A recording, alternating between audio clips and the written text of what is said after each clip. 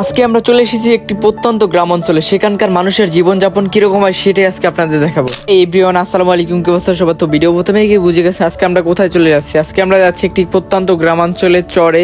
তো আমাদের গ্রাম থেকে অনেক দূর, তাই প্রথমেই চলে আসলাম আমাদের গ্রামের পুরান হিজলা ফেরিঘাট। তো সেখান থেকে নাকি ট্রলার দিয়ে যাওয়া লাগবে সেই গ্রামে। তো সেই গ্রামের নাম হচ্ছে একতার চর। তো সেখানে আমি আর আমার বন্ধু মিলে যাবো আজকে। প্রথমেই ফেরিতে এসে শুনি যে আজকে ট্রলার ছাড়বে 1:50-এ, আর আমরা এসে পড়েছি 12:50-এ। তো অনেকক্ষণ ওয়েট করা লাগবে। আমি আর আমার বন্ধু এখানে ওয়েট করতেছিলাম। তারপর অনেকক্ষণ ওয়েট করার পর ফেরি থেকে একটি লোক ঝালমুড়ি বিক্রি করছে, সেখান থেকে আমরা ঝালমুড়ি খেয়ে নিলাম। আর আজকে নদীর ভিউটা দেখুন কতটা সুন্দর, দেখে খুবই ভালো লাগতেছিল। দীর্ঘ 1 ঘন্টা ওয়েট করার পর এখন আমরা চলে যাচ্ছি সেই গ্রামে। খুবই ভালো লাগতেছে, কারণ অনেকক্ষণ ওয়েট করার পর এখন আমরা যাচ্ছি ট্রলার করে। আর একটা জরিপে দেখা গিয়েছে বরিশাল জেলার মানুষ সবচেয়ে গরিব। এটার মেইন রিজন হচ্ছে বরিশাল জেলার মানুষ প্রতিবারই নদী ভাঙনে কবলিত হয়, তাই তারা ঘরবাড়ি ভিটেমাটি সব হারায়, জন্যই তারা একটু আর্থিক সংকটে পড়ে। কথা বলতে বলতে চলে আসলাম অবশেষে সেই চরে। তো একতার চর নাকি এটার নাম, সেখানে আমরা ফাইনালি চলে আসলাম। এখন আমার বন্ধু সাইম তার বাইকটি ধরে নামাচ্ছে, তার সাথে ট্রলারের লোকগুলো তাকে হেল্প করছে। এখন আমিও নামছি, তো অনেক ভয় করতেছিল আর সিঁড়িটি অনেক পিছলা ছিল। এখন আপনারা দেখতে পাচ্ছেন কত সুন্দর গ্রাম, চারদিকে ফসলের বাগান, শাকসবজি, চারদিকে গাছপালা,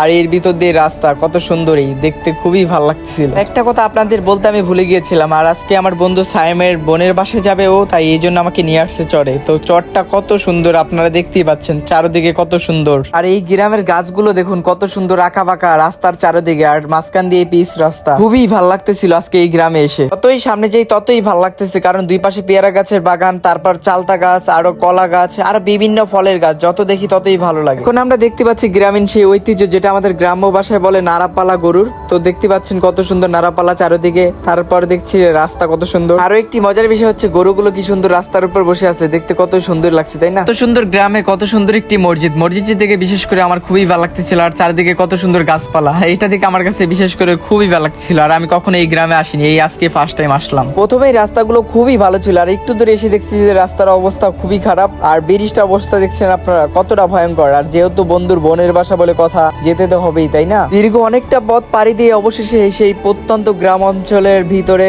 একদম গহীনে চলে আসলাম সেই বন্ধুর বোনের বাসায়। তো ফাইনালি চলে আসলাম সেই বন্ধুর বোনের বাসার কাছে। দীর্ঘ 3 ঘন্টা জার্নি করার পর আমরা চলে আসলাম সেই বন্ধুর খালতো বোনের বাসায়। সে নাকি তার বোনের বিয়ের সময় একবার আসছিল, আর দ্বিতীয়বার আমাকে নিয়ে আসলো এইবার। অবশেষে বন্ধুর বোনের বাসায় চলেই আসলাম। 7 সমুদ্র 13 নদী পার হয়ে মনে হচ্ছে আমরা চলে আসি, এরকম একটি অবস্থা। বন্ধু আমার দিকে তাকিয়ে হাসতেছে, আর আমার অবস্থা পুরো 12টা। এতগুলো পথ জার্নি করে এসে আমার কাছে খুবই ক্লান্ত লাগছে। এই বাসা থেকে কিছু খাবার দিল, জাস্ট আমরা সেখান থেকে নুডলস খেয়েছিলাম, আর হচ্ছে আমরা হোটেল থেকে খেয়েছি, তাই আমাদের বেশি ক্ষুধা লাগেনি দুপুরে আজকে। এখান থেকে বিদায় নিয়ে এখন আমরা চলে যাচ্ছি আমাদের এলাকার গন্তব্যে। আর কত সুন্দর সরিষার বাগান রাস্তার পাশে, দেখে খুবই ভালো লাগতেছিল। আর গ্রামে এগুলো দেখা যায়, শহরে থাকলে কখনো আপনারা দেখতে পারবেন না, তাই গ্রামে চলে আসেন এগুলো দেখার জন্য। আমাদের এলাকায় যাওয়ার জন্য অনেকটি রাস্তা দিয়ে এবারে চলে আসলাম, আর এখান দিয়ে গেলে নাকি অনেক সহজ হবে, তারা বাসা থেকে বলে দিয়েছে, তাই আমরা এখান দিয়ে চলে আসলাম। এখানে নাকি লঞ্চের টার্মিনাল আছে। টার্মিনালে এখানে এসে একটু পাহাড়ের ফিল নেওয়ার জন্য চলে আসলাম মাটির উপরে। আর এই মাটিগুলো দিয়ে তারা ইটের বাটার ইট বানায়, এগুলো আমরা জানলাম সেখান থেকে। তারপর শেষ বিকেলে ক্লান্ত শরীরে চলে আসলাম সেই ট্রলারে। এখন চলে যাব বাড়ির গন্তব্যে। নদীর পানিগুলো কতটা ফ্রেশ আপনারা দেখতে পাচ্ছেন, দেখে খুবই ভালো লাগতেছিল। আর চারটা কত সুন্দর দেখছেন, জুম করে দেখলাম, চারটা খুবই সুন্দর। শেষে সেই চরের থেকে বিদায় নিয়ে আমরা চলে আসলাম হরিনাথপুর ঘাটে। তো সেখান থেকে আমার বন্ধুর বাইকটি এখন উঠাবে, তারপর চলে যাব আমরা বাড়ির গন্তব্যে। আর আজকের ভিডিওটি আমার এই পর্যন্ত শেষ। দেখা হচ্ছে নেক্সট কোনো ভিডিওতে। আমার ভিডিওটি ভালো লাগলে অবশ্যই আমার পেজটা ফলো দিবেন। সবাই ভালো থাকবেন, আসসালামু আলাইকুম।